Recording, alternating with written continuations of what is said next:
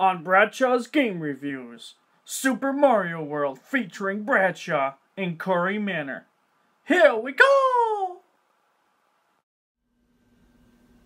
Good evening, ladies and gentlemen.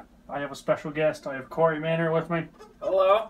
We are going to play Super Mario World on the Super Nintendo, but we're playing it on the Wii Virtual Console. This was released on the Wii Virtual Console back in 2007, I believe. It was one of the first ones released.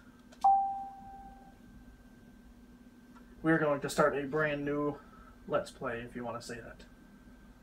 Anything to add? No, not really. This is going to be really fun. I would have to agree completely, yes. Yes. You're the first person that will be doing a playthrough with me. I would like to try and do this on a weekly basis. If you were up for that. I'm totally up for that. Okay. So, brand new, if anybody has never played Super Mario World, here you go. Do you want to say it in a strange voice or anything? Welcome. This is Dinasour Land. In this strange land, we find that Princess Tulsa was missing again. Looks like Bowser is at it. Again. And we begin. So for anybody that has not played it, I will do the work this time. I'm glad I'm Luigi this time. Yeah. Because obviously Luigi, everybody thinks Luigi's better. I almost died there. There's a lot of... Well, it's always touchy, like, getting used to the controls if you haven't played it in a little while. Oh, duh. It's pressing R for some reason, thinking that was how I spun. It's also, like, it's between this game and Super Mario Bros. 3 that usually a lot of people are split on which one is, like, the best 2D platform. Yeah, I like this one just because you get Yoshi. Yoshi adds a whole new dynamic to it. A lot of people like to kill him. I'm not gonna personally aim to find all the Yoshi coins in every level. Yeah, I did that in the advanced version, and that's it. That's a lot of work. That's a lot of work. I mean, most of better them keep track of it in that game too.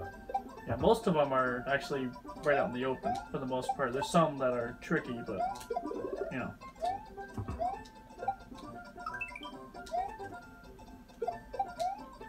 Interesting thing, this game actually came packaged with the Super Nintendo. Yes, and actually, if you were one of the few, you actually got it with Super Mario All-Stars.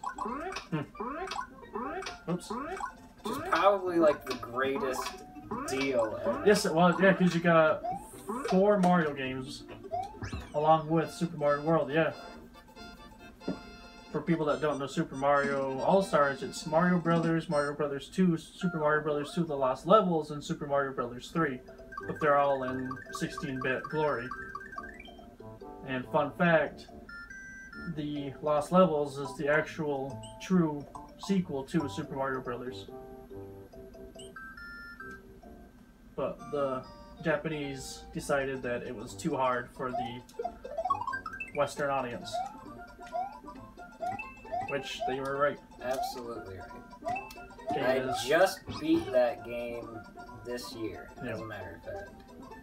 I have yet to beat it. It's one of the few that I just get beat on. I'm like, ugh, every time I want to play it, I have to remember how hard of a game it is. You almost lost them. Charging Chuck. And those guys reappeared in Super Mario 3D Yes, I was about to say, yeah. For folks that haven't played Super Mario 3D World, if you've played Super Mario Brothers 2, they have the original cast, but they play it in a much more party atmosphere. Like Galaxy kind of was, but they added multiplayer to it. Like actual true multiplayer. Could have gotten all 5 of them if you went down one of the warp pipes.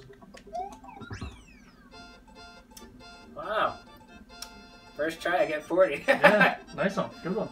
And once you get 100 of these points, you get to this bonus area, which is fairly easy to get a lot of 1-ups. I think the max you can get is 9, I believe. 1, 2, 3, 4, 5, 6, 7, 8. Is it 8 or 9? 1, 2, 3, 4, 5, 6, 7, 8. 8, I think is the max. Okay.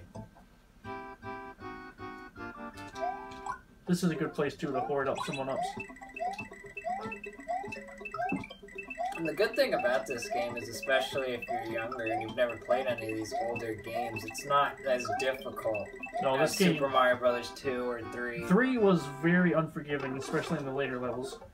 Because even though you could get all those items to use, you could just pick it and use it, and that was it. It was done. Yep. This, you can just press the select button whenever you want in a dire situation or something. Yep. I still think one of my favorites is the cape. That's going to be the best one to use. Oh, flying around, I mean, that's just so much fun. Well, that, and you're not just going to drop like a fly.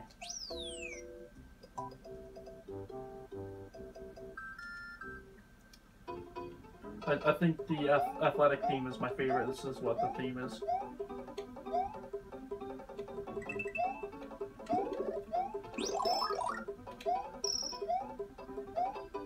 Yeah, it's striking how fun.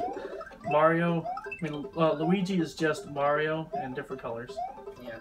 Sign of the limited technology back then. Yes. Because it would have been too much work to make another sprite just for Luigi. Yeah, make him thin. Because, I mean, this was still back when, in order to make all these levels, they got grid paper and actually drew them. Yep. Because they didn't have all these fancy computers back then, because back in '91, Nintendo was still a fairly... new company, well, at least for games. In America, especially. Yeah. Well, Nintendo was around since the actual 60s. 40s and 50s, they were making stuff, they just weren't making video game equipment. They weren't doing stuff like that, they were just basically advertisements. Oh yeah, Nintendo's been around, like, as a company since 1889 making playing cards. Yeah, they've been around a long time. And they started with toys in, like, the 60s, and then in the early 70s, that's when Miyamoto joined the team, when they made arcade games and stuff. And then the home console was in 1985. That one, I believe, actually came packaged with Super Mario Brothers. And hell, I still remember when the Game Boy came out. Well, I don't remember. I mean, I remember getting it on my birthday. I thought it was awesome. I remember when the Game Boy Color came out. Oh man, it was such a big deal. My dad had to wait in line forever at Toys R Us to get one. My brothers and sister and I shared it. We shared ours. It was awesome.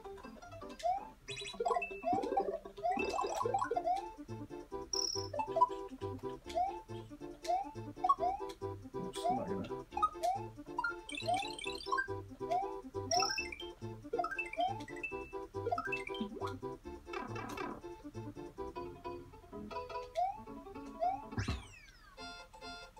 No, it's not. My number of stars is obviously not as impressive as yours. You had more. You had just as many as I did on your first level. You had 40. I have 45 now. Oh, Mark, it looks like Luigi's gonna do all the work. Yeah, because Luigi is awesome. I don't know about that, but sure. Yeah, it's Mario. They should have just said Green Mario. But I will give them credit. They did at least change the overalls to green for him.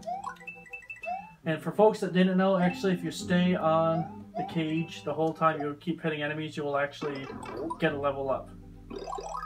I mean, you'll get an extra life.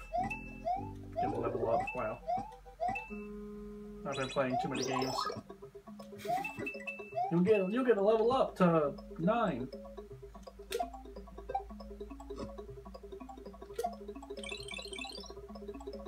Interesting about these guys, like in the older games they're called potaboos, then they change them to being lava bubbles, and then they switch back to calling them potaboos again. Yeah, I know.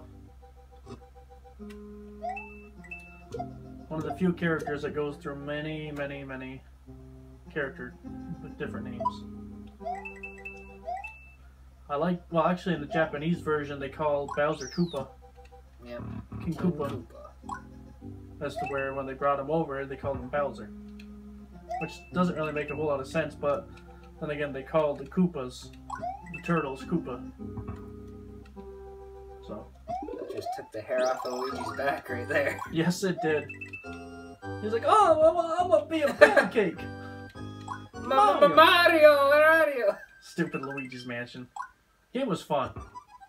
Oh, that's one of my favorites. A lot of people do not give that game credit that it deserves. It really deserves a lot. For being his very first game, it was awesome. I enjoyed that game so much.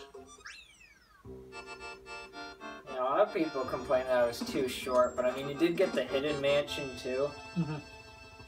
And plus, a big part of it was trying to find every last bit of treasure. Oh, I like finding all the boos.